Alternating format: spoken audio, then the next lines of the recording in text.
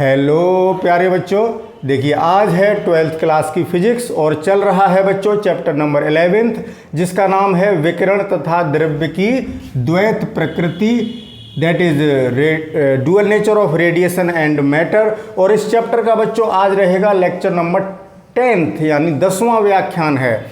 तो बच्चों अब तक हम प्रकाश वैद्युत प्रभाव पढ़ चुके हैं, यानी प्रकाश की एक विशिष्ट परिघटना, एक बहुत अच्छी परिघटना पढ़ चुके हैं जिसको हम क्या कहते हैं, प्रकाश वैद्युत उत्सर्जन या प्रकाश वैद्युत प्रभाव।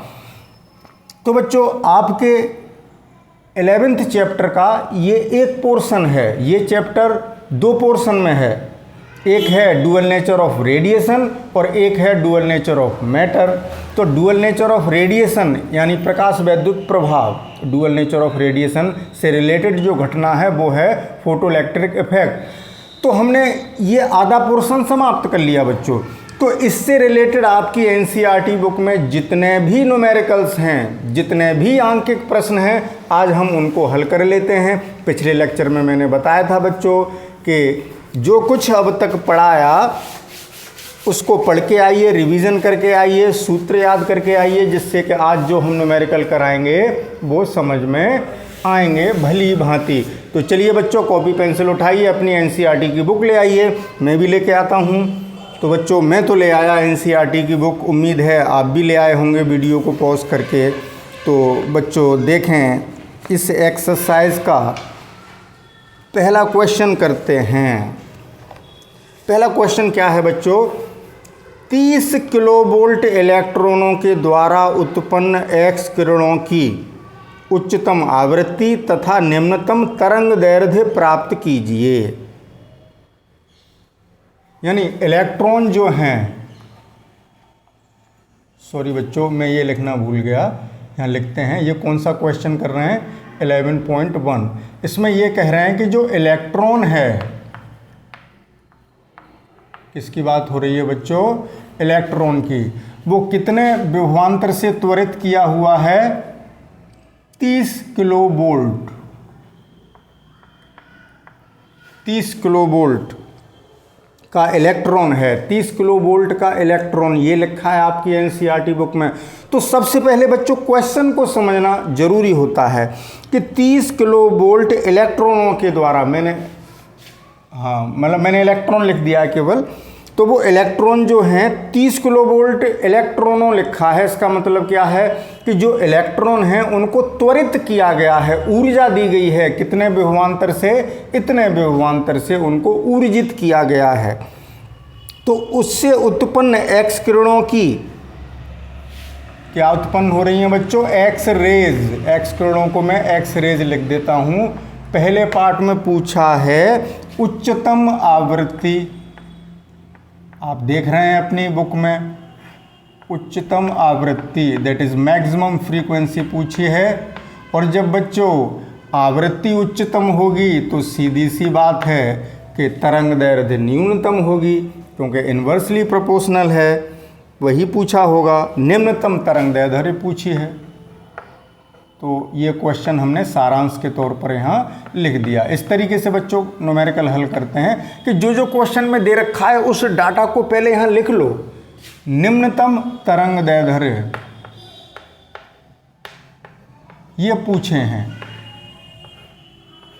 दैट इज लैम्ब्डा मिनिमम, निम्नतम तरंग दैर्घ्य को लैम्ब्डा से लिखते हैं, ये पूछा है।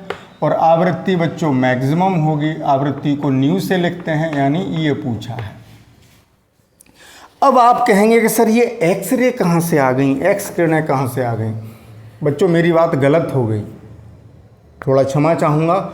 मैंने ये कहा था कि प्रकाश वैद्युत प्रभाव से रिलेटेड जितनी भी घटनाएँ, प्रकाश वैद्युत प्रभाव से रिलेटेड जितने भी न्यूमेरिकल्स हैं उनको हल कराऊँगा, लेकिन यहाँ तो प्रकाश वैद्युत प्रभाव है ही नहीं। तो बच्चों क्या करें, आपकी एनसीईआरटी बुक में पहला ही क्वेश्चन औंधा कर दिया। औंधे का मतलब उल्टा कर दिया बच्चों। ये कॉन्सेप्ट समझना बहुत ज़रूरी है। अब मुझे पता नहीं था बच्चों, मैंने आपकी बुक खोल के नहीं देखी थी कि पहला ही क्वेश्चन ऐसा होगा, तो मैं उसको बाद में कराता, लेकिन अब लिख गया है तो समय बर्बाद नहीं करते। पहले इसको समझ लीजिए बच्चों, ये प्रकाश वैद्युत प्रभाव नहीं है, लेकिन मैं कह रहा हूँ कि कॉन्सेप्ट वही है। कैसे? देखिए बच्चों, होता क्या है, प्रकाश वैद्युत प्रभाव क्या है, संक्षेप में लिख दें। प्रकाश वैद्युत प्रभाव को बच्चों इंग्लिश में क्या कहते हैं? Photo electric effect. बच्चों जो टेक्निकल वर्ड्स हैं उनको इंग्लिश में भी याद किया करें। फोटो इलेक्ट्रिक इफेक्ट यानी प्रकाश वैद्युत प्रभाव क्या था बच्चों? आप ध्यान से समझना, बड़ा आनंद आएगा इस क्वेश्चन को हल करने में। देखने में बड़ा विचित्र हो गया, प्रकाश वैद्युत प्रभाव की कोई बात ही नहीं आई। तो फोटो इलेक्ट्रिक इफेक्ट यानी प्रकाश। अच्छा, कुछ बच्चे ये कहेंगे कि सर जब संक्षेप में लिख रहे हो तो ऐसे ही लिखना ज़रूरी था। हम ऐसे लिख देते हैं, प्रकाश वैद्युत प्रभाव। तो उसमें क्या था बच्चों कि फोटोन को गिराते थे, रेडिएशन के फोटोन धातु की सतह पर। ये धातु है, इस पर फोटोन गिराए जाते थे। क्या गिराते थे बच्चों? फोटोन, विकिरण के फोटोन। और इससे क्या निकलता था? इसके अंदर जो मुक्त इलेक्ट्रॉन थे वो क्या करते थे बच्चों? धातु की सतह से, ये क्या है? मेटल यानी धातु। इतना तो जानते हैं, मेटल धातु। नहीं जानते तो सुन के समझ सकते हैं, धातु है। और इससे क्या होता था? इलेक्ट्रॉन बाहर आ जाते थे। ये क्या है बच्चों? इलेक्ट्रॉन। संक्षेप में लिख दूं, इतना ही लिख देता हूँ, इलेक्ट्रॉन है। वो बात अलग है कि हम इनको क्या कह देते थे? प्रकाश इलेक्ट्रॉन। इनका एक नया नाम दे दिया।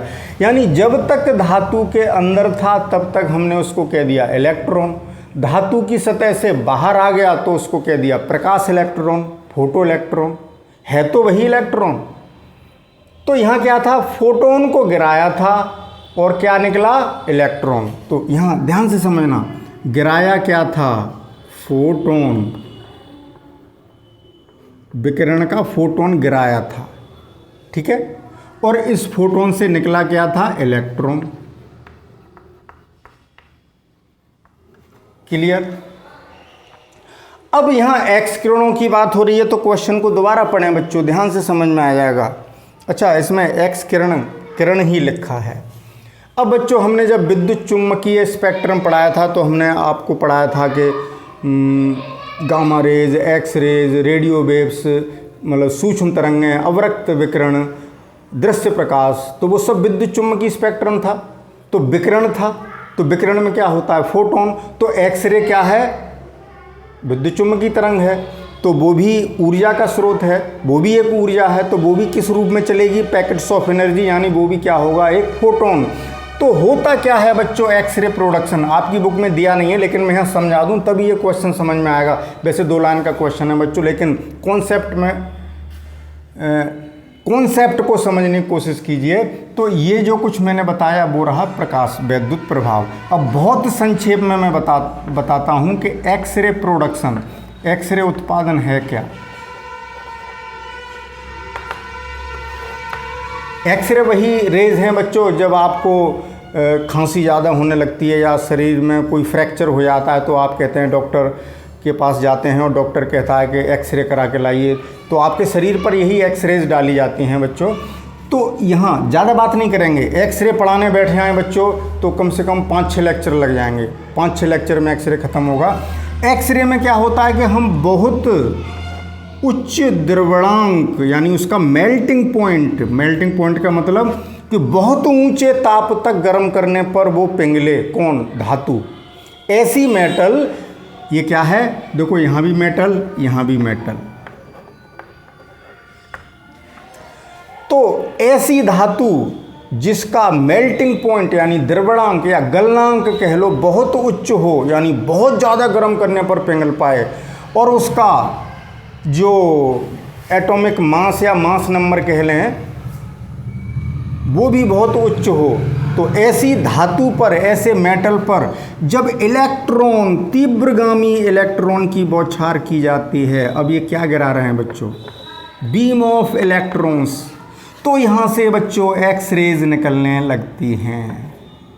अब मैंने तो यहाँ रेज लिख दिया, एक्स रेज, लेकिन बच्चों अभी पीछे पढ़ के आए हैं कि जो विद्युत चुम्बकीय ऊर्जा है, विद्युत चुम्बकीय जो विकिरण है वो फोटॉन्स के रूप में चलता है। यानी इन एक्स रेज को मैं ऐसे भी कह सकता हूँ कि ये x rays X ray photon के फॉर्म में आगे चल रहे हैं, यानी क्या उत्सर्जित हुआ? फोटोन।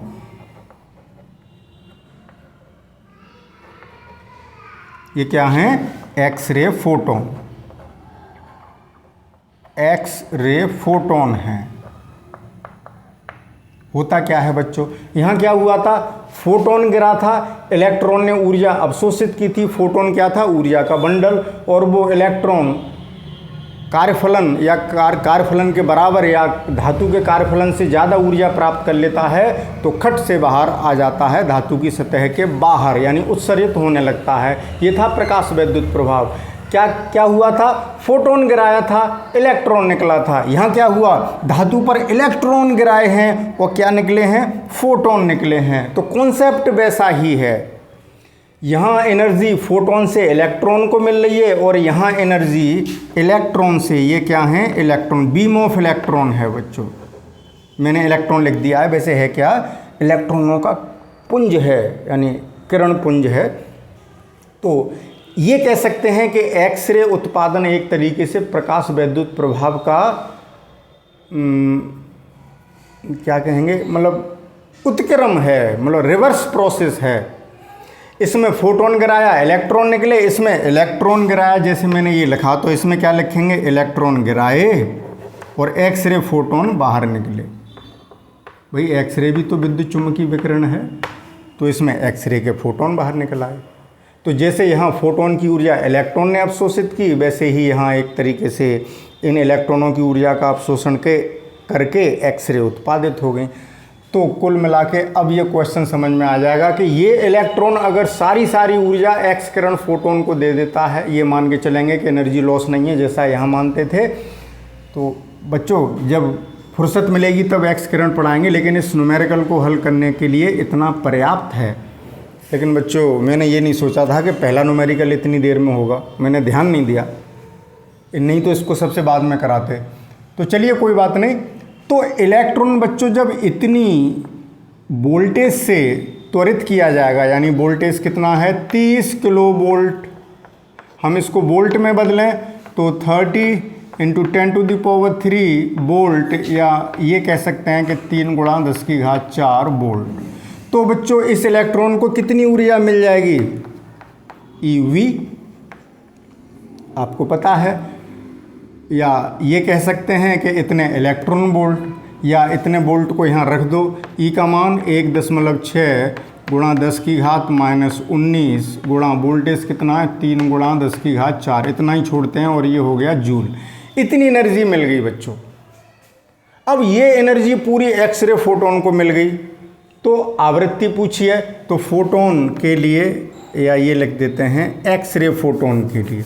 एक्स किरणें हैं बच्चों, विकिरण है एक्स रेज, तो एक्स रे फोटोन के लिए, एक्स रे फोटोन के लिए E बराबर हुई फोटोन की जो ऊर्जा है एक फोटोन की, वो कितनी होती है? ये आप सीख चुके हैं प्लैंक्स क्वांटम थ्योरी और आइंस्टीन की जब इक्वेशन निकाली थी उस समय। तो यहाँ से न्यू निकल आएगा बच्चों, तो न्यू बराबर कितना हो जाएगा? E/h। सॉल्व करें तो E कितना हुआ, यहीं कर देते हैं आगे। E कितना हुआ? इतना 1.6 अब 3 लिख लें बच्चों और पावर इकट्ठी कर लें, 10⁻⁻19 और 4 -15। अब आप ये मत कहना कि सर ये कहाँ से आ गया, मैंने इसी को सॉल्व करके E ही इतना ही तो है, या यहाँ लिख ही दूँ। कुछ बच्चे बड़ा कंफ्यूज होते हैं। 1.6 × 3 × 10⁻⁻15 जूल, इसको भी सॉल्व कर सकते थे लेकिन अभी नहीं कर रहे। बटे H 6.6 रख लेते हैं, 6.626 होता है लेकिन इतना ही रख लेते हैं। 6.6 × 10⁻34, इतना इसीलिए रखा बच्चों, पॉइंट से पॉइंट 3 से आसानी से कट जाएंगे। कितने बार? 22 बार। 2 से कट गए 11 बार और 2 से कट गया ये 8 बार, यानी कितना आया बच्चों? न्यू बराबर 8/11 × 10⁻34, ऊपर जाके प्लस की होंगी, 34 में से 15 जाएंगे, 19 बचेंगे, यानी 10 की घात। और ये इतनी पावर आ गई बच्चों, इतनी हर्ट्ज़। आवृत्ति का मात्रक हर्ट्ज। 11 का भाग इसमें दीजिए तो न्यू इक्वल्स टू आ गया बच्चों 0.7, क्यों 11 × 88 हो जाएंगे, ठीक है ना। तो जल्दी के लिए बच्चों हम कैलकुलेशन कर लेते हैं फटाफट।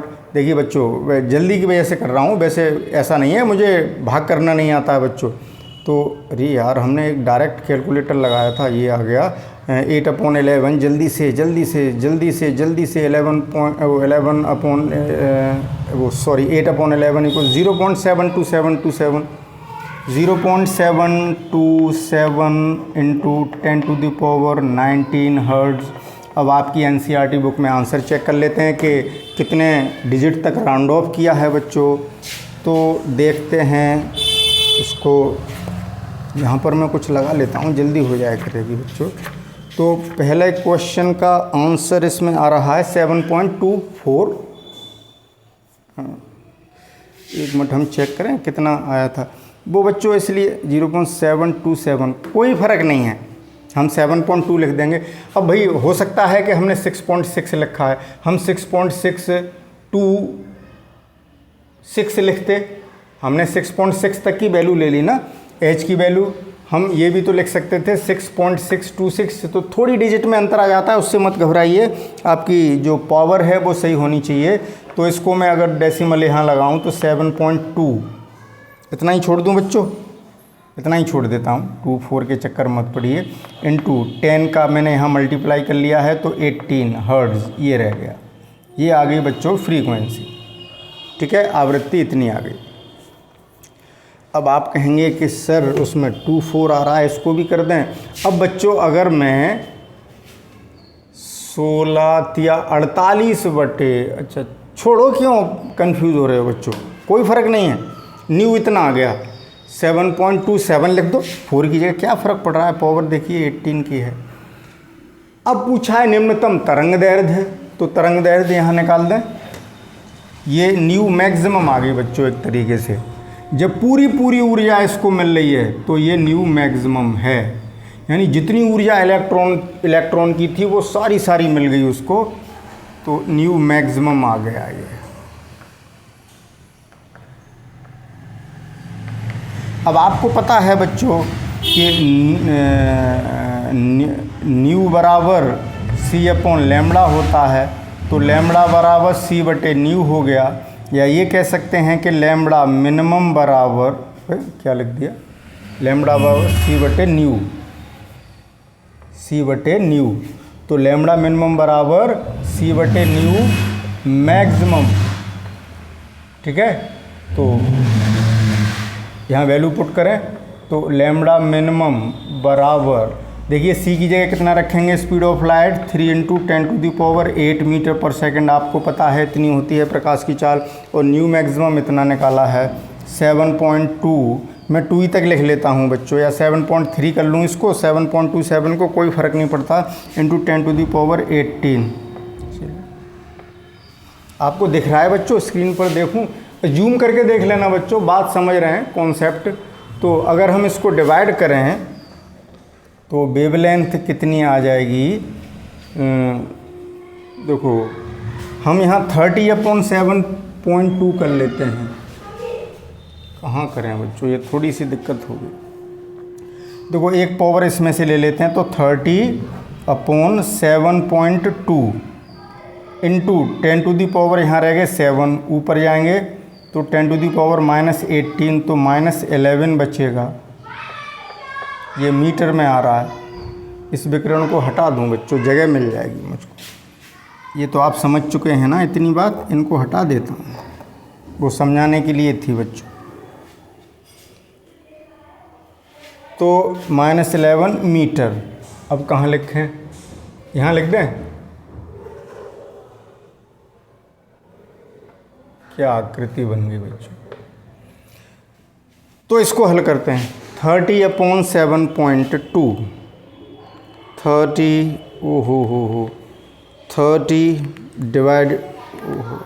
30 डिवाइडेड बाई 7 पॉइंट,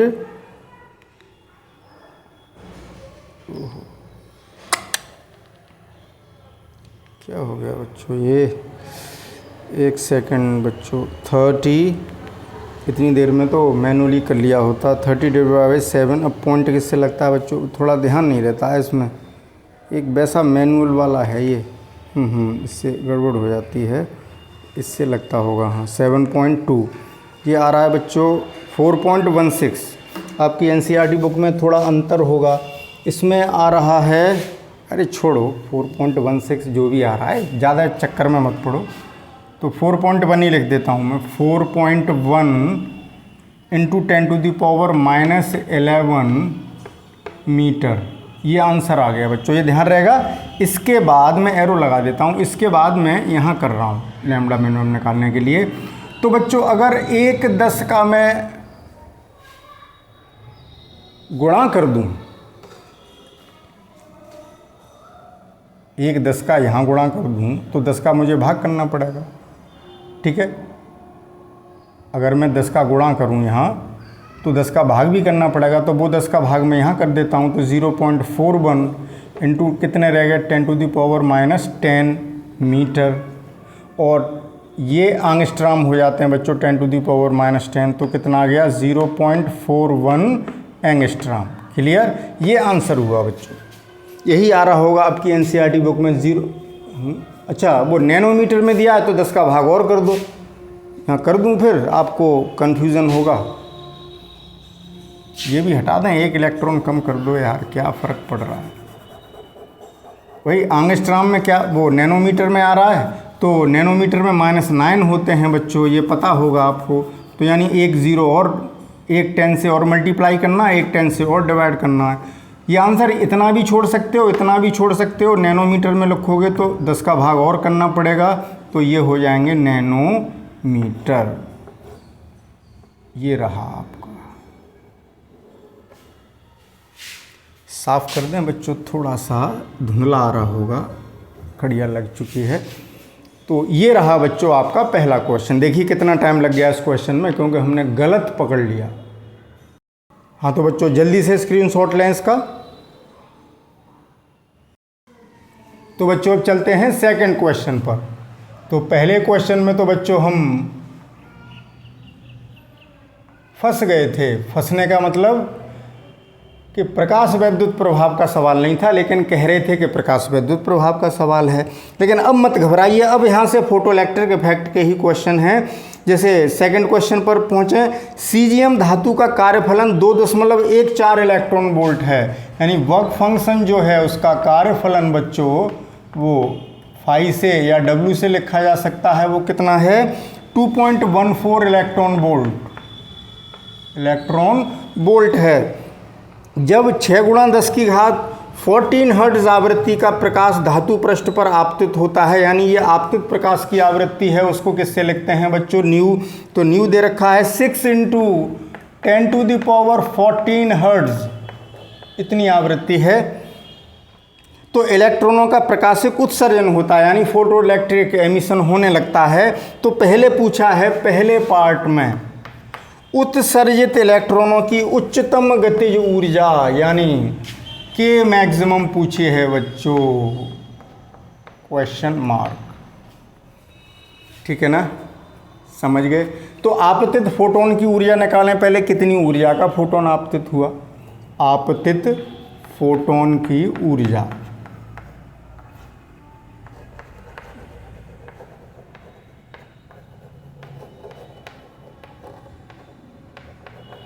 आपतित फोटोन की ऊर्जा E बराबर h न्यू हो गई बच्चों। ठीक है, ध्यान रखना।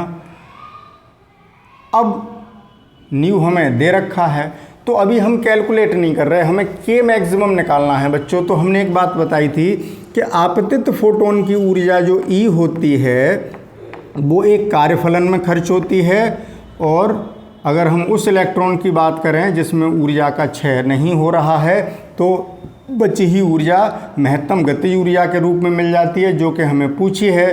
तो के मैक्सिमम बच्चों यहाँ से क्या आ गया E - W, और E कितना है h न्यू आपतित फोटोन की ऊर्जा, माइनस W क्या होता है बच्चों, वो दे रखा है क्वेश्चन में, कोई ज़रूरत ही नहीं है। अब ये इलेक्ट्रॉन वोल्ट में दे रखा है, तो ऊर्जा भी हमें किस में निकालनी है, इलेक्ट्रॉन वोल्ट में। इसलिए मैंने यहाँ पर ये काम नहीं किया था। यहाँ हल कर देता हूँ बच्चों। h की जगह कितना रखेंगे, 6.6 इंटू 10⁻⁻34।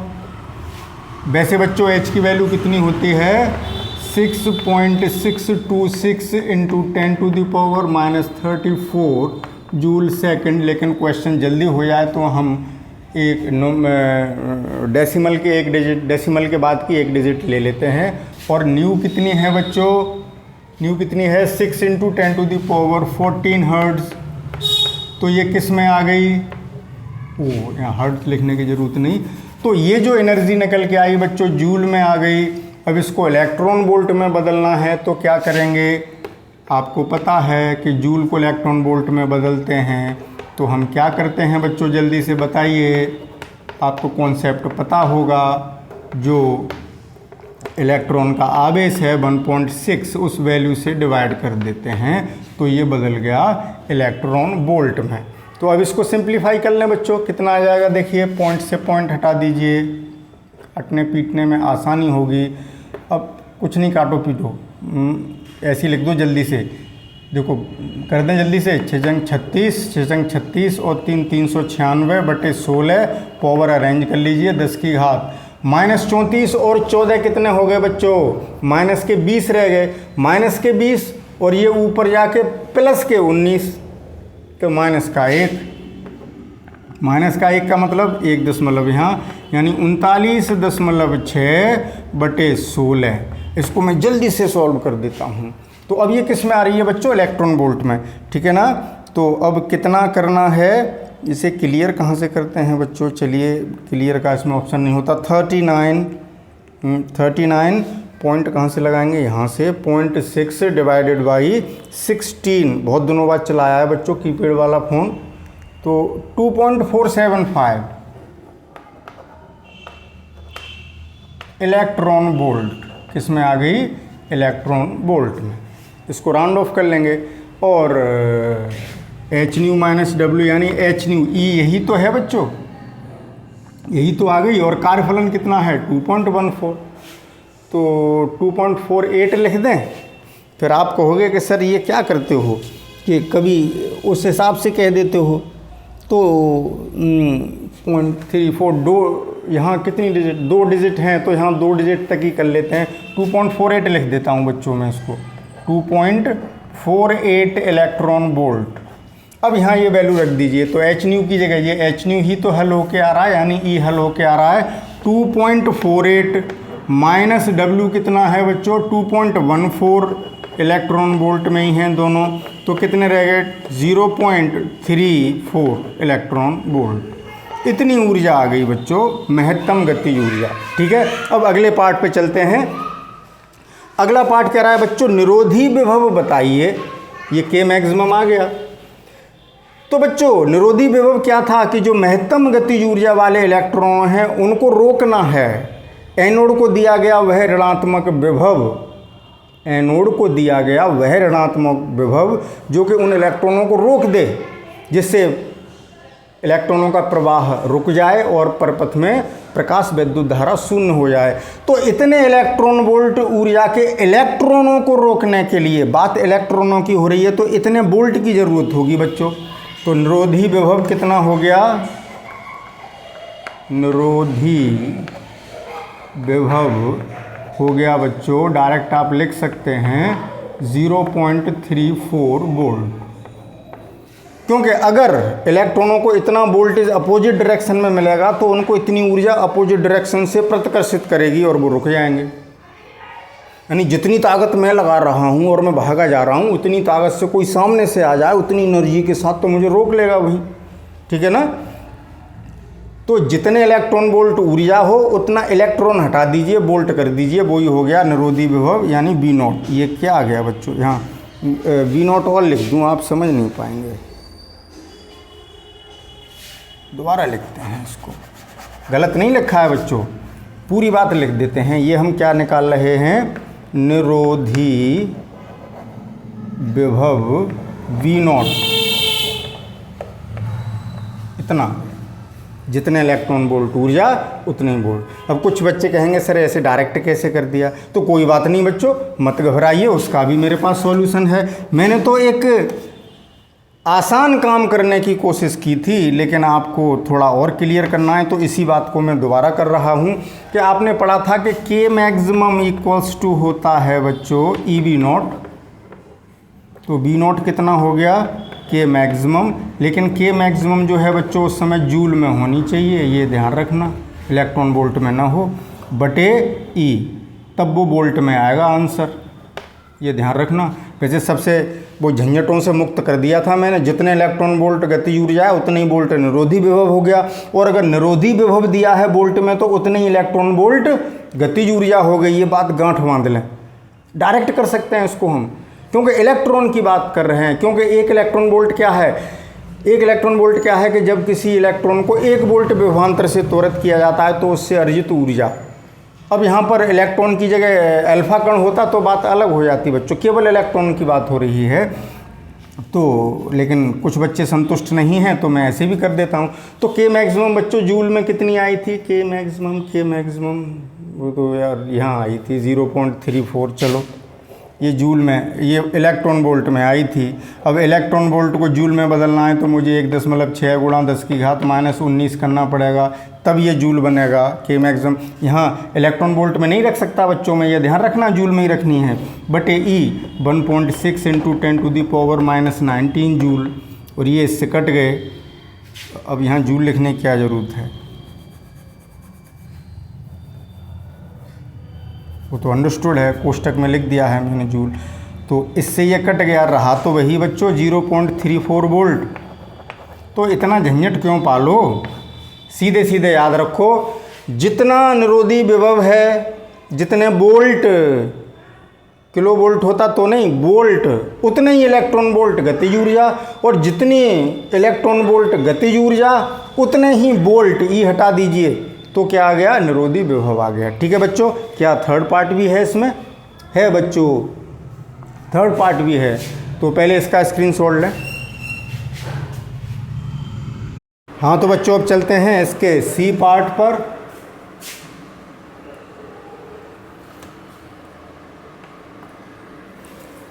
एक सेकंड बच्चों, इसमें यार चौक कहाँ चली गई, चौक लगा दी बच्चों मैंने एक जगह।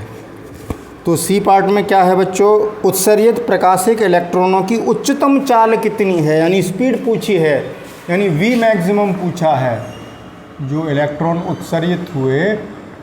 तो बच्चों जब गतिज ऊर्जा इतनी है, मैक्सिमम गतिज ऊर्जा इतनी है, तो इतनी गतिज ऊर्जा कब होगी, कितने वेग पर होगी, वो हमें निकालना है। तो वी मैक्सिमम निकालने का अर्थ क्या हुआ कि हम कौन सा कॉन्सेप्ट लगाएंगे कि के मैक्सिमम बराबर, के मैक्सिमम कब होगा, क्योंकि गतिज ऊर्जा के कितनी होती है, 12mv², तो वी मैक्सिमम होना चाहिए, तभी तो गतिज ऊर्जा मैक्सिमम होगी, क्योंकि इलेक्ट्रॉनों का द्रव्यमान तो कांस्टेंट है। तो यहाँ से अगर वी मैक्सिमम स्क्वायर निकालें बच्चों तो कितना आएगा, ट्वाइस के मैक्सिमम बटे एम। तो वी मैक्सिमम कितना आ गया,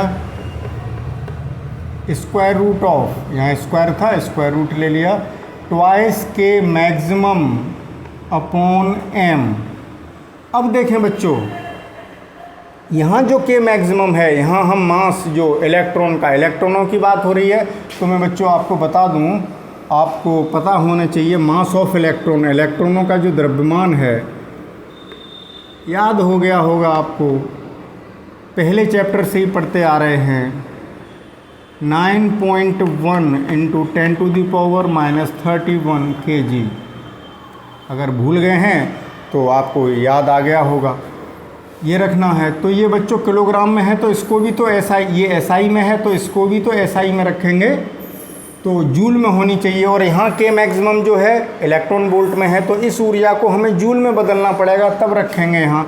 तो V maximum equals to square root of twice into K maximum 0.34, ये क्या है, इलेक्ट्रॉन वोल्ट। इसको इलेक्ट्रॉन वोल्ट को हमें जूल में बदलना पड़ेगा बच्चों। तो 1.6 गुणा 10 की घात -19 का गुणा करना पड़ेगा, बटे इतने से डिवाइड करना पड़ेगा। एम की वैल्यू नहीं, मतलब जूल में बदलना था तो इतने से मल्टीप्लाई कर दिया, ये यहाँ का काम ख़त्म। अब एम की वैल्यू रख रहे हैं 9.1 × 10⁻³ -31। इसको सिंप्लीफाई करते हैं बच्चों तो क्या आएगा, स्क्वायर रूट ऑफ। ऐसा करते हैं, पावर्स अलग कर लेते हैं, बाकी की डिजिट अलग कर लेते हैं। तो 16 दूनी 32 यानी 3.2 इंटू 0.34 और डिवाइडेड बाई 9.1 इंटू 10⁻, अरेंज कर लीजिए। देखिए 31 ऊपर जाके प्लस की हो जाएंगी और उसमें से 19 घटेंगी तो कितने बचेंगे बच्चों बताइए, 12 ही तो बचेंगे।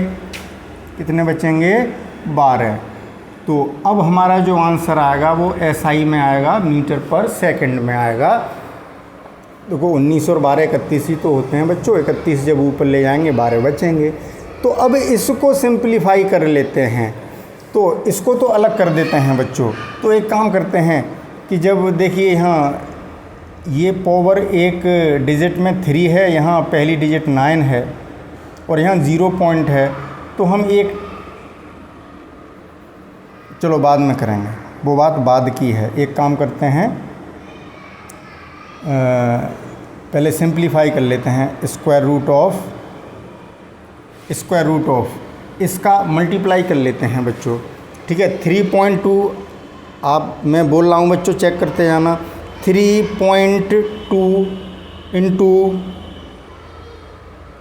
0.34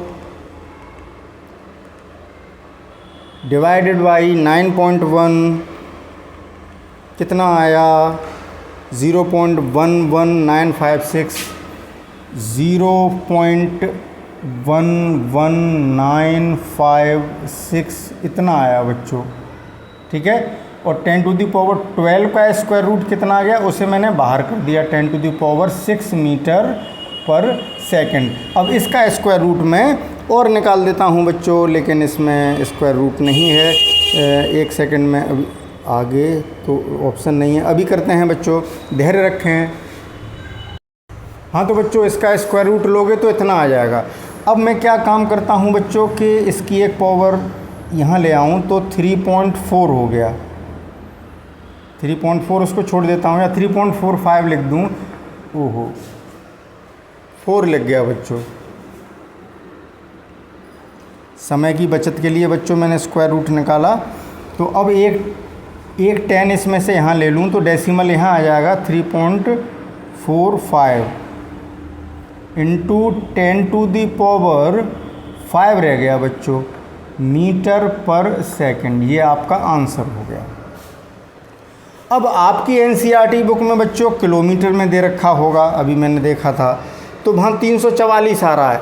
अब बच्चों उसकी वजह यह है कि हम राउंड ऑफ करें, क्या करें, यहाँ से ये सब चीज़ राउंड ऑफ करते हुए आ रहे हैं, तो इन डिजिट्स पर ध्यान मत दिया करिए आप। तो अगर मैं चाहूँ तो इसको 345 किलोमीटर पर सेकंड भी लिख सकता हूँ, तो कोई गलत नहीं है। 344 345, क्योंकि h की वैल्यू भी हम एग्जैक्ट नहीं रख रहे, और जो 0.34 रखी है वो भी राउंड ऑफ करके रखी है, तो उन दशमलव के बाद की संख्याओं से थोड़ा अंतर आ जाता है। चलिए नो कन्फ्यूज़न, और इसका स्क्रीनशॉट लीजिए। ये आपकी समझ में आ गया किलोमीटर कैसे, 10⁻3 मीटर का मतलब 1 किलोमीटर। 2 बची, 2 का 10⁻2 बची, उसका 10⁻2 का मतलब 100 का गुणा यहाँ किया तो 345। मैं अभी आपको 344 भी करके दिखा देता हूँ, लेकिन बच्चों उसमें फ़ायदा क्या है समय बर्बाद करने में। अगले क्वेश्चन पर चलेंगे, टेक अ स्क्रीनशॉट, जल्दी से स्क्रीनशॉट लें, फिर चलते हैं क्वेश्चन नंबर 3 पर। हाँ तो बच्चों अब चलते हैं क्वेश्चन नंबर 11.3 पर। देखिए, एक विशिष्ट प्रयोग में प्रकाश वैद्युत प्रभाव की अंतक वोल्टता, यानी क्या कह रहा है बच्चों, अंतक वोल्टता, अंतक वोल्टता। अब आप कहेंगे कि सर आपने अंतक वोल्टता तो पढ़ाई नहीं थी, तो ये बच्चों वही है, संस्तब्ध विभव, संस्तब्ध विभव या निरोधी विभव एक ही बात है बच्चों। निरोधी विभव कह लें या संस्तब्ध विभव कह लें या अंतक वोल्टता कह लें, इसको किससे लिखते हैं बच्चों? V0 से, यानी ये कट ऑफ वोल्टेज है। क्या है? कट ऑफ वोल्टेज या स्टॉपिंग पोटेंशियल, स्टॉपिंग पोटेंशियल, जिससे कि प्रकाश विद्युत धारा शून्य हो जाती है। एनोड को दिया गया वह ऋणात्मक विभव जिससे परपथ में बहने वाली प्रकाश विद्युत धारा शून्य हो जाती है। निरोधी विभव, संस्तब्ध विभव, अंतक विभव या अंतक वोल्टता या कट ऑफ वोल्टेज या स्टॉपिंग पोटेंशियल कहलाता है। वो कितना दे रखा है बच्चों इसमें? 1.5 वोल्ट। 1 सेकंड का क्वेश्चन है बच्चों। 1.5 वोल्ट दे रखा है। तो पूछा है कि इलेक्ट्रॉनों की उच्चतम गतिज ऊर्जा कितनी होगी, यानी के मैक्सिमम कैलकुलेट करनी है। तो मैंने एक बात बताई थी बच्चों थोड़ी देर पहले। वैसे क्वेश्चन बहुत सिंपल हो गया। आंसर आप क्या लिखेंगे? देखिए सॉल्यूशन, आंसर कितना हो गया इसका? के मैक्सिमम बराबर जितने वोल्ट स्टॉपिंग पोटेंशियल है, निरोधी विभव है, उसमें इलेक्ट्रॉन वोल्ट कर देना है 1.5 इलेक्ट्रॉन वोल्ट। ये होगी के मैक्सिमम कितनी होगी बच्चों? 1.5 इलेक्ट्रॉन वोल्ट, है ना? सिंपल सी बात। अब आप कहेंगे सर इसमें हमने कुछ किया तो नहीं, पहले भी तो नहीं किया था और फिर हमने बी पार्ट में करके भी समझाया था। चलिए जो बच्चे संतुष्ट नहीं हैं उनको मैं यहाँ दोबारा बता देता हूँ कि देखिए बच्चों हमने पढ़ा था कि के मैक्सिमम बराबर EV0, ठीक है। तो अब हमें क्या निकालना है? के मैक्सिमम। तो E कितना रखेंगे? 1.6 इंटू 10⁻⁻19 इंटू V0 कितना रखेंगे? 1.5 वोल्ट। तो ये किस में आएगी बच्चों? ये बात ध्यान रखने की है, जूल में।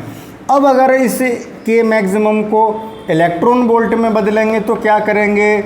10⁻⁻19 इंटू 1.5, जूल को इलेक्ट्रॉन वोल्ट में बदलते हैं तो 1.6 इंटू 10⁻⁻19 से डिवाइड करते हैं तो वो आ जाता है इलेक्ट्रॉन वोल्ट।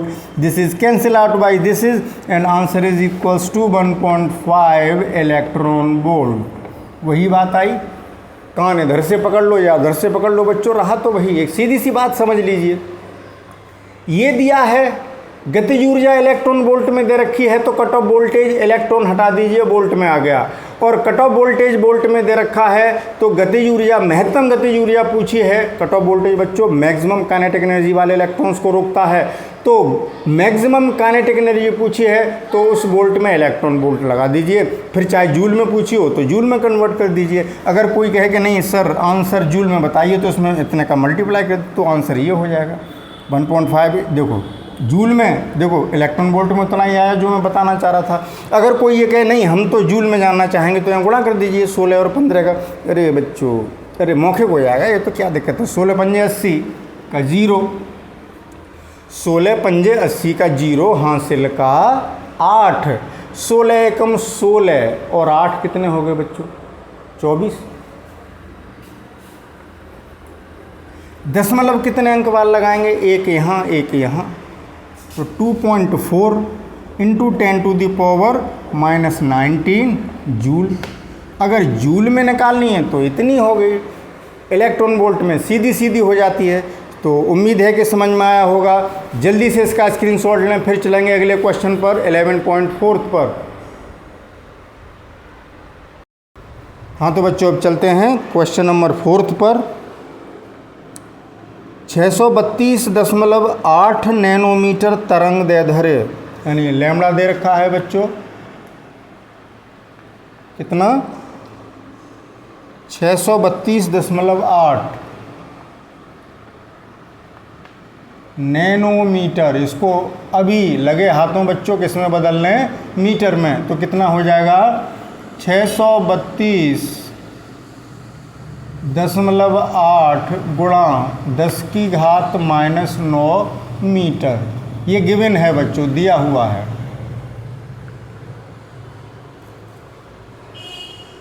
एक वर्णी प्रकाश एक हीलियम नियोन लेज़र के द्वारा उत्पन्न किया जाता है और उत्सर्जित शक्ति उस स्रोत से जो बच्चों पावर रेडिएट हो रही है वो कितनी है, यानी पावर दे रखी है शक्ति।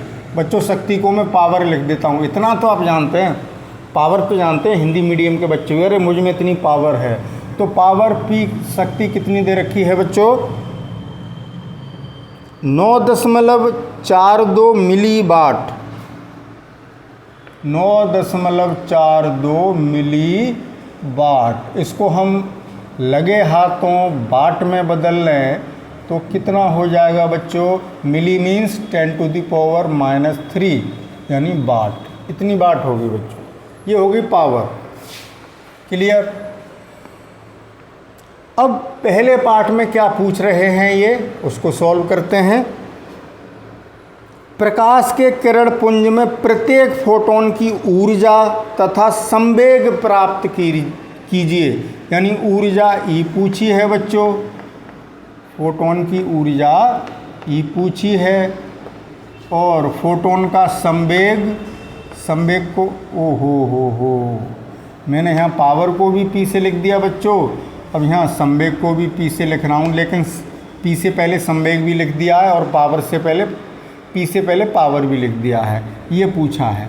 ठीक है बच्चों। हाँ, पहले इस पार्ट को सॉल्व करते हैं। तो फोटोन की ऊर्जा निकालनी है बच्चों, तो ऊर्जा कितनी होती है, यानी फोटोन की ऊर्जा,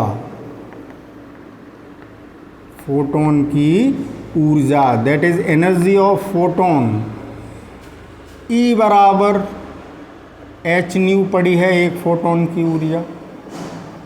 h कितना रखेंगे बच्चों, अब हम एक काम करते हैं बच्चों, पूरी वैल्यू रखा करेंगे, इससे आप NCERT बुक के एग्जाम्पल से कंफ्यूज हो जाते हैं। 6.626 इंटू 10⁻34 जूल सेकेंड इंटू, नहीं हाँ ऊर्जा पूछी है, हाँ लेकिन न्यू तो दिया नहीं है ना, तो न्यू, अब एक लाइन मुझे यहाँ लिखनी थी बच्चों कि तरंग दैर्ध्य दे रखी है, तो आपको पता है कि न्यू बराबर होता है c/λ, तो मैं यहाँ लिख देता हूँ Sc/λ।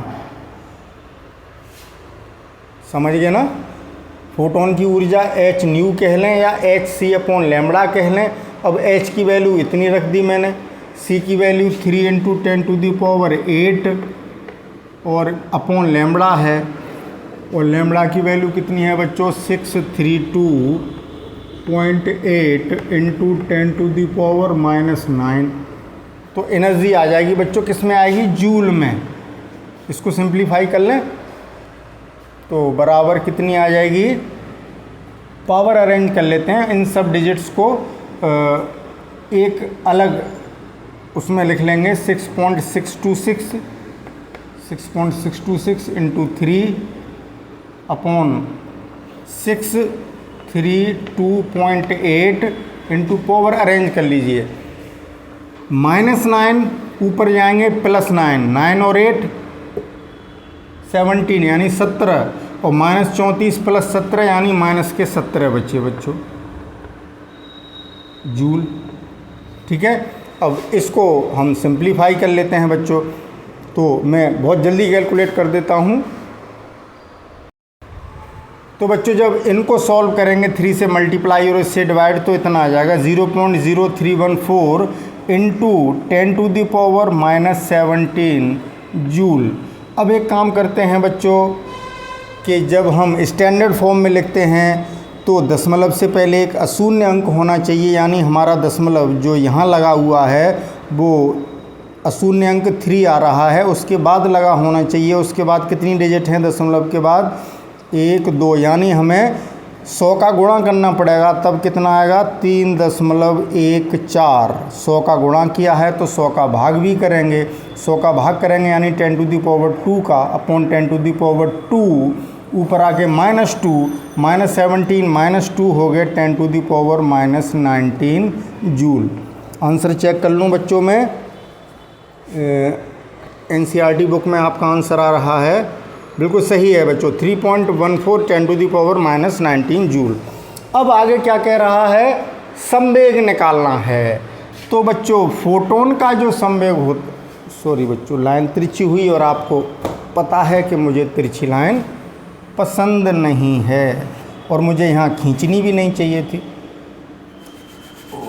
Wastage of time. कोई बात नहीं बच्चों, ये भी एक पढ़ाई का हिस्सा है। यहाँ सॉल्व करते हैं बच्चों, ओहो यहाँ सॉल्व कर लेंगे, ठीक है। सेकंड, इसी का सेकंड पार्ट, ए पार्ट का सेकंड पार्ट। तो आपको पता है बच्चों मोमेंटम ऑफ फोटोन यानी फोटोन का संवेग, फोटोन का संवेग P बराबर h/λ। पावर से कंफ्यूज ना हो। अब h की वैल्यू 6.626 इंटू 10⁻⁻30। बच्चों सॉरी चौक छोटा हो गया, मैं दूसरा लेता हूँ।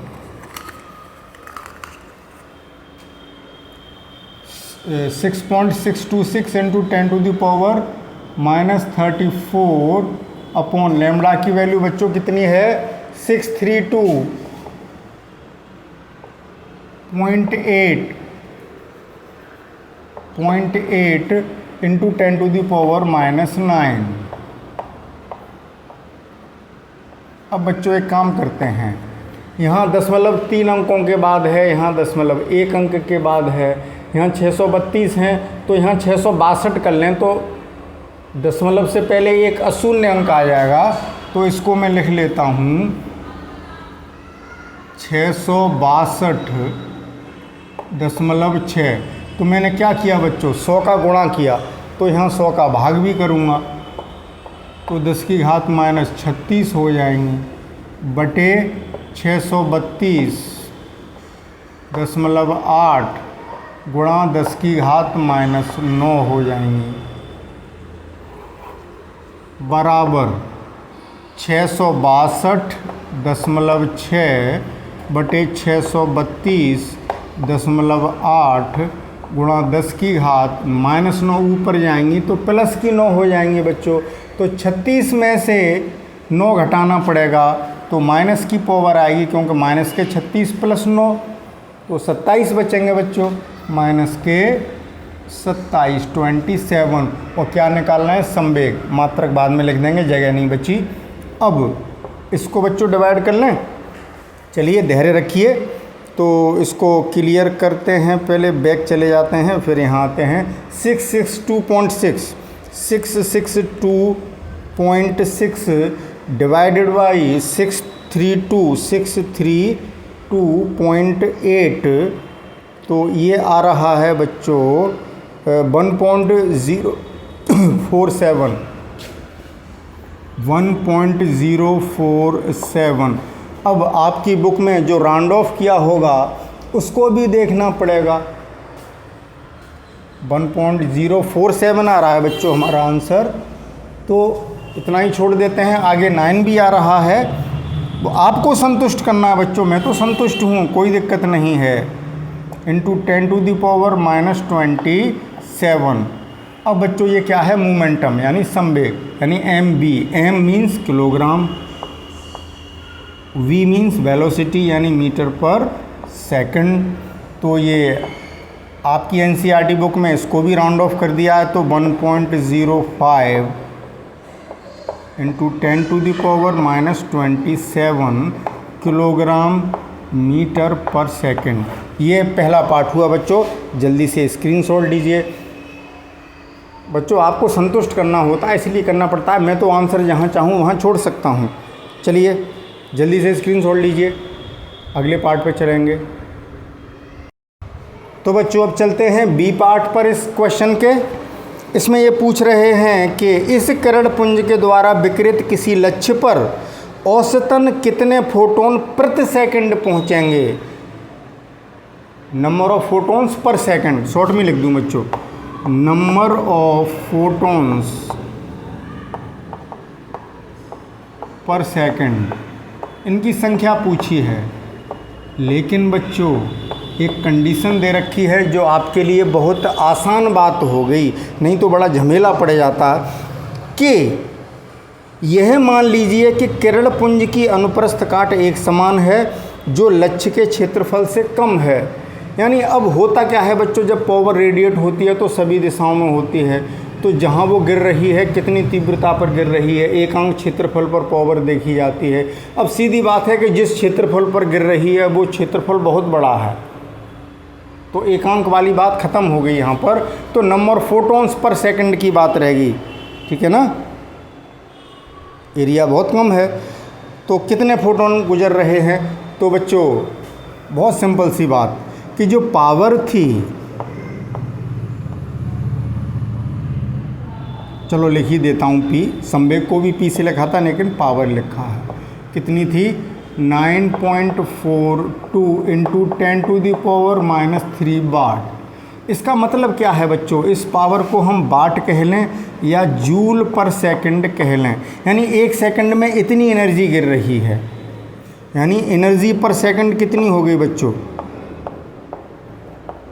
एनर्जी पर सेकंड, एक सेकंड में जो एनर्जी गिर रही है, आपतित हो रही है, ये क्या लिख दिया बच्चों मैंने, SECOND। नहीं, क्वेश्चन में पूरी लैंग्वेज क्या थी बच्चों वो भी देखना पड़ेगा। ये कह रहे थे इस ग्रेड पुंज को विकृत किसी लक्ष्य कितने फोटोन प्रति सेकंड पहुंचेंगे, विकृत किसी लक्ष्य पर तो कितने फोटोन पहुंचेंगे, तो नंबर ऑफ फोटॉन्स पूछें, यानी किसी क्षेत्रफल पर इतनी एनर्जी पर सेकंड जा रही है, कितनी एनर्जी पर सेकंड। वैसे ई मैंने एक फोटोन की ऊर्जा को भी लिख दिया था, संकेतों के चक्कर में मत पड़िए, तो ई टोटल ET लिख दूँ यहाँ, जो टोटल एनर्जी एक सेकंड में गिर रही है बच्चों वो कितनी है, यानी एक सेकंड में इतने जूल, 9.42 इंटू 10⁻³ जूल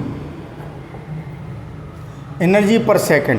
जो एनर्जी आपतित हुई वो इतनी जूल हुई। यहाँ जूल पर सेकंड का मतलब एक सेकंड में, जब एक सेकंड यहाँ लिख दिया पर सेकंड तो यहाँ पर सेकंड नहीं लिखना है बच्चों मुझे, यानी इतनी जूल एनर्जी गिर रही है। तो इस एनर्जी के गिरने से कितने फोटोन वहाँ गिर रहे हैं कैसे पता लगेगा, कैसे पता लगेगा बच्चों। जैसे एक थैले का वजन 500 ग्राम है और उस थैले में लड्डू रखे हैं और थैला वेटलेस है, उस थैले में कोई वजन नहीं, यानी एक पॉलीथीन है जिसमें कोई वजन नहीं है, उस पॉलीथीन में लड्डू रखे हैं और उनको तौला जाए तो 500 ग्राम के हैं और एक लड्डू का वजन 100 ग्राम का अगर हो, बहुत बड़ा लड्डू हो जाएगा बच्चों, तो उसमें कितने लड्डू हुए 5, यानी कुल एनर्जी में एक फोटोन की एनर्जी का डिवाइड कर दें बच्चों तो नंबर ऑफ फोटोन्स आ जाएंगे। यानी फोटोनों की संख्या, यानी फोटॉन्स की संख्या बच्चों, फोटॉन्स की संख्या कितनी होगी, जो ऊर्जा आपतित हो रही है, यानी कुल ऊर्जा बटे एक फोटोन की ऊर्जा, ई टोटल, कुल ऊर्जा बटे एक फोटोन की ऊर्जा। सिंपल सा कॉन्सेप्ट छोटी कक्षाओं का। एक फोटोन की ऊर्जा, एनर्जी ऑफ 1 फोटोन। अब कर लेते हैं आगे, यहाँ कर लेते हैं, लाइन सीधी खींचेंगे बच्चों। तो फोटॉन्स की संख्या बराबर, ये इसी के आगे चल रहा है बच्चों, बराबर के नीचे बराबर लगा रहा हूँ। चलो पहले यहाँ लिख दूँ, जगह है बच्चों। कुल ऊर्जा कितनी है एनर्जी पर सेकंड, 9.42 इंटू 10⁻³ अपॉन एक फोटोन की ऊर्जा कितनी थी बच्चों। पहले पार्ट में, इस क्वेश्चन के फर्स्ट पार्ट में ये हम निकाल चुके थे, आंसर मैंने लिख दिए थे क्योंकि बोर्ड पे मुझे हटाने पड़ते, फिर मुझे कहाँ से मिलती है वैल्यू। तो एक फोटोन की ऊर्जा जो हमने पिछले पार्ट में हल की थी इतनी आई थी, आपने स्क्रीनशॉट लिया था उसमें देखना। अब आप कहेंगे सर ये कहाँ से आ गया, तो ये कहाँ से आया है, ये हम हल कर चुके हैं बच्चों पहले पार्ट में। 3.14 इंटू 10⁻⁻19 जूल। अब आगे यहाँ हल करते हैं, बराबर 9.42 अपॉन 3.14 9.42 अपॉन 3.14 इंटू 10⁻³ ऊपर आएंगे +19, 19 में से 3 गए 16 बचे बच्चों। ये संख्या है, इसका मात्रक नहीं होगा कि वहाँ कितने आदमी थे, कितने आदमी थे तो कितने फोटोन थे, इसका कोई मात्रक थोड़ी होगा बच्चों। इसे डिवाइड कर लें बच्चों। कहाँ गया फ़ोन? ओहो, ये बड़ा दिक्कत है बच्चों, फ़ोन चला जाता है यार। चलिए बच्चों, अभी हाँ मिल गया। हाँ तो बच्चों जल्दी से इसको सॉल्व कर लेते हैं। 9.42 डिवाइडेड बाई 3.14 इक्वल्स टू 3। हमने ध्यान ही नहीं दिया। 14 × 42 3 × 9। ओ बच्चों, कैलकुलेटर के चक्कर में आप मत पढ़ना बच्चों, कभी टाइम लग जाता है। वैसे 1 सेकंड की बात थी। 3 × 10⁻16 फोटोन, इतने फोटोन आपतित हो रहे हैं बच्चों, है ना। अच्छा क्वेश्चन आपकी समझ में आ गया होगा। मैं आंसर चेक कर लूँ। कौन सा क्वेश्चन था बच्चों ये? 3 × 10⁻16। अच्छा, इसका ये बी पार्ट हुआ। अभी एक पार्ट और बचा है बच्चों इसमें, सी पार्ट। चलो उसको भी हल कर लेते हैं। वो क्वेश्चन ये कह रहा है कि एक हाइड्रोजन परमाणु को फोटोन के बराबर संवेग प्राप्त करने के लिए, यानी अब हाइड्रोजन परमाणु की बात हो रही है, यानी हाइड्रोजन परमाणु को बच्चों एटम कह देते हैं। इंग्लिश में बच्चों जल्दी लिख जाता है। हाइड्रोजन परमाणु को इतना संवेग प्राप्त करने के लिए कितनी तेज चाल से चलना होगा, यानी v पूछा है फॉर हाइड्रोजन एटम। इतना संवेग प्राप्त करने के लिए कितना संवेग, जितना उस फोटोन का संवेग आया था। कि अगर हाइड्रोजन परमाणु, ये संवेग किसका है बच्चों? फोटोन का। इतना ही संवेग अगर हमें किसको देना है? हाइड्रोजन एटम को, तो उसकी चाल कितनी होगी? क्योंकि जो संवेग है, जो मोमेंटम है बच्चों, वो क्या होता है? P = mv। अब यहाँ पावर नहीं है, P है संवेग, मोमेंटम। तो मास बदल गया तो v बदल जाएगा। तो अब हाइड्रोजन एटम की बात कर रहे हैं, तो हाइड्रोजन एटम का मास लगाएंगे। तो mass of hydrogen atom m, चलो मैं नीचे लिख दूँ, ऊपर लिखना चाहिए था। ये m में किसकी बात कर रहा हूँ? मास ऑफ, अब आप कहेंगे सर इंग्लिश में लिखते हो, हाइड्रोजन परमाणु का द्रव्यमान। Mass of hydrogen atom m कितना होता है बच्चों? आपको याद होगा 1.67 इंटू 10⁻⁻27 kg। देखो इलेक्ट्रॉन का मास अलग होता, हाइड्रोजन का मास अलग होगा। तो यहाँ संवेग इतना हमें प्राप्त करना है, तो वहाँ तो हमने अलग कॉन्सेप्ट लगाया था h/λ। तो अब बच्चों हाइड्रोजन परमाणु की बात कर रहे हैं, तो उसको भी इतना ही संवेग प्राप्त करना है। यानी हाइड्रोजन परमाणु के लिए संवेग जो mv है वो इतना ही होना चाहिए जितना फोटोन का होता है। इस फोटोन का जितना था वो कितना था बच्चों? 1.05। इसीलिए तो बच्चों मैंने नोट करके रख लिए थे वो आंसर, क्योंकि मैं तो हटा देता, आपकी कॉपी पे मौजूद हैं। इंटू 10⁻⁻27। और v बराबर कितना हो गया बच्चों? 1.05 इंटू 10⁻⁻27 अपॉन m। डायरेक्ट भी कर सकता था, लेकिन जल्दबाजी की ज़रूरत नहीं है बेटा। हाँ, क्या कह रहे? 10⁻⁻27 अपॉन मास 1.67 इंटू 10⁻⁻27। अरे बच्चों, ये तो पावर सेम हो गई। तो कितना आ गया? 1.05, ये तो कैंसिल आउट हो गए, अपॉन 1.67। क्या कह रहे बेटा? तो जल्दी आओ, फिर वीडियो बहुत लेंदी हो रहा। इधर आओ। और तुम क्यों आ गए? जल्दी से बाय कर लो इधर। और पढ़ाई की आज तुमने? तो जल्दी से ऐसे करो, देखो हाय। अच्छा चलो, अब हमें पढ़ाने दो। यू में गो नाउ। ऐसा क्यों मुँह बना रहे हो, तुम तो अच्छे बच्चे हो। चौक लगा दें, ठीक। अब जाओ। नहीं गंदा नहीं हुआ है। अरे नहीं नहीं, कोई पहुँच दिया। हाँ पहुँच दिया बच्चों। अरे तुम शोर करने लगे, तो हम वीडियो को पॉज करते हैं। हाँ तो बच्चों, ये तो पावर कैंसिल हो गई, इतना बचा। इसको जब सॉल्व करेंगे तो अभी बहुत जल्दी कर लेते हैं। 1.05 डिवाइडेड बाई 1.67, ये आ रहा है बच्चों 0.628। 0.628 क्या निकालना है? वेलोसिटी, स्पीड यानी चाल, यानी मीटर पर सेकंड। तो राउंड ऑफ करें, आपकी एनसीईआरटी बुक में लिखा होगा 0.63। 8 हटाओगे बच्चों तो यहाँ 1 ऐड हो जाएगा। 0.63 मीटर पर सेकंड, ये आंसर आ गया। तो ये रहा बच्चों क्वेश्चन नंबर 4। जल्दी से स्क्रीनशॉट लीजिए, फिर चलते हैं क्वेश्चन नंबर 5 पर। आज का लेक्चर क्वेश्चन नंबर 5 पर समाप्त कर देंगे बच्चों, क्योंकि वीडियो बहुत लेंदी हो रहा है। तो टेक अ स्क्रीनशॉट क्विकली। हाँ तो बच्चों, आपने इसका स्क्रीनशॉट ले लिया होगा। अब ऐसा करते हैं बच्चों, वीडियो बहुत लेंदी हो गया है। वैसे मैं अगला क्वेश्चन और करना चाह रहा था, लेकिन आज का लेक्चर यहीं समाप्त करते हैं बच्चों।